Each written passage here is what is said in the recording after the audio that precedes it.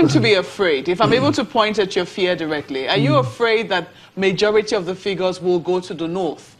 Yes, of course, because... What is your fear in that regard?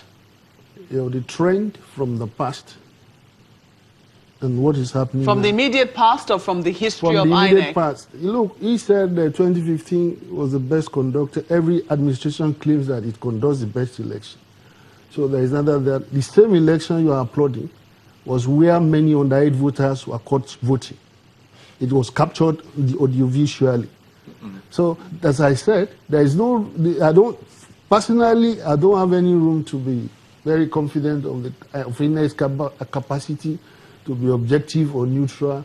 Even if it follows your guidelines which you have put out there to build confidence. One of the problems, as he has highlighted, is that they are very discretionary. They look at social factors as determined by them. Right, let me quickly clarify this. Sorry, Ajuri, just one more question. You said that voter registration will end 60 days to the elections. Are you suggesting that it will end in December? Yes. As things now stand, yes. You know, third Saturday in February, that's when we're having the national elections, presidential, that it will stop 60 days before that election. So December, will those who register in December, will they be able to vote in the elections? Register in December? Yes. If voter registration is ending in December, we believe that people will be registering up till December, right? That's right. Those who register, say, in December, will they be able to vote in the elections come 2019? Do you think you'll be able to get their PVCs before that time? I believe the plan is on. That's what the very commission quickly, is Mr. planning. Oyekanmi, before we go, with this, the new polling units potentially coming up, as part of the verification process of these requests, will there be any kind of authentication process that would include stakeholders that are not directly under the control of the federal government? That's what I'm saying, that we are going to involve all stakeholders. That is, if we get to that stage of determining that, okay, we want to create, because, like you said, it's just this issue of trust.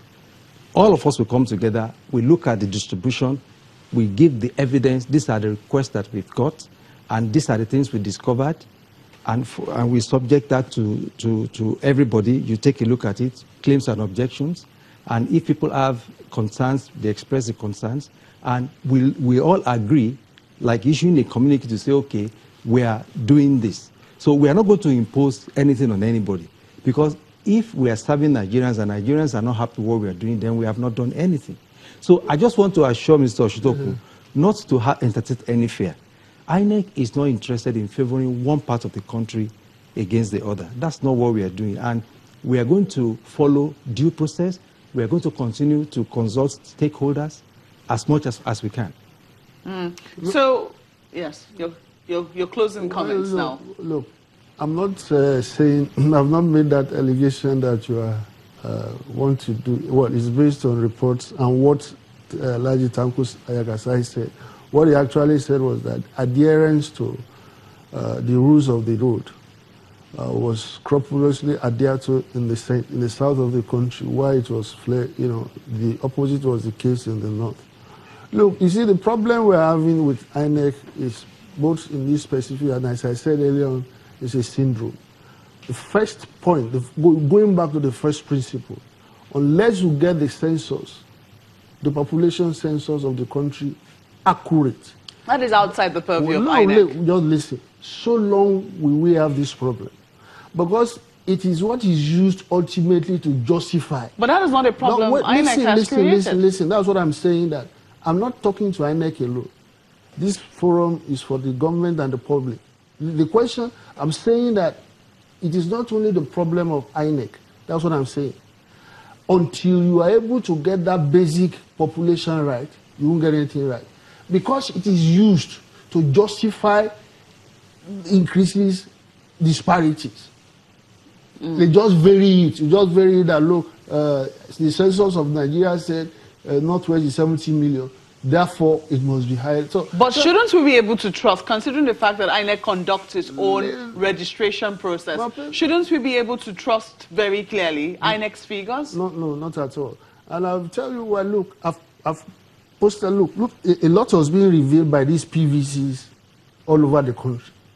You have 1 million PVCs not being claimed. And it's an innovation introduced by INEC. Listen. We're totally out of time. That's the reason I'm trying to hurry the conversation. Listen. No, you see, I'm saying that INEC itself, at the end of the day, you find that the logic between what INEC is saying and the population census is almost the same, ultimately.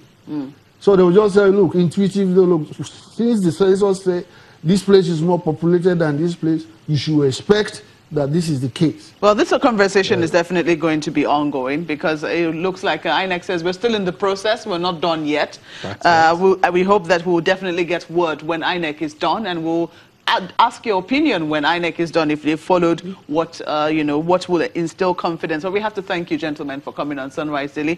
Mr. Rotimi Oyekanmi is a CPS as a Chief Press Secretary to the INEC Chairman, and Mr. Osuntokun is a former presidential advisor on politics and also the Deputy Chairman of the Nigeria Intervention Movement, as well as a member of the People's Democratic Party. Sunrise Daily continues in just a moment.